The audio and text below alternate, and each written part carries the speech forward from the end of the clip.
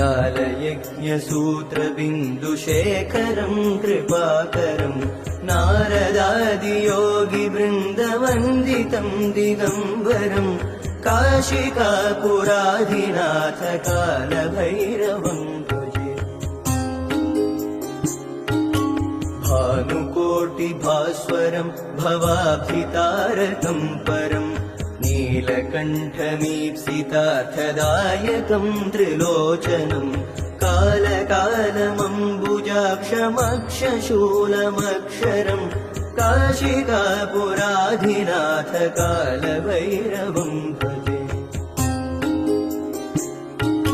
शूलटङ्कपाशदण्डपाणिमादिकारणं श्यामकायमादिदेवमक्षरं निरामयं भीमविक्रमं प्रभुं विचित्रताण्डवप्रियं काशिकापुराधिनाथ कालभैरवं भजे।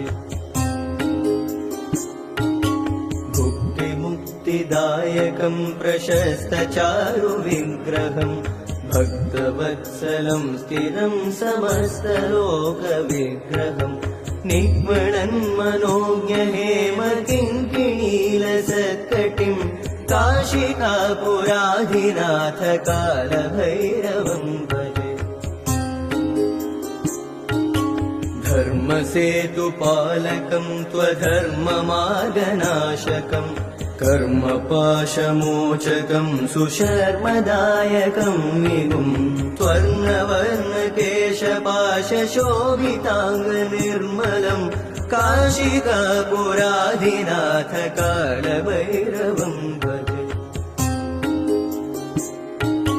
रत्नपादुका प्रभाभिरामपादयुग्मकं नित्यमद्वितीयमिष्टदैवतं निरञ्जनं मृत्युदर्पनाशनं करालदंश्रभूषणं काशिकापुराधिनाथ कालभैरवं भजे। अट्टहासभिन्नपद्मजाण्डकोशसन्ततिं दृष्टिपातनष्टपापजालमुग्रशासनम् अष्टसिद्धिदायकं कपालमालिकाधरं काशिकापुराधिनाथ कालभैरवं भजे।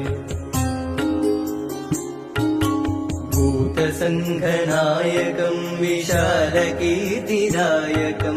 काशीवासिलोकपुण्यपापशोधकं विभुं नीतिमार्गकोविदं पुरातनं जगत्पतिं काशिकापुराधिनाथ कालभैरवं भजे।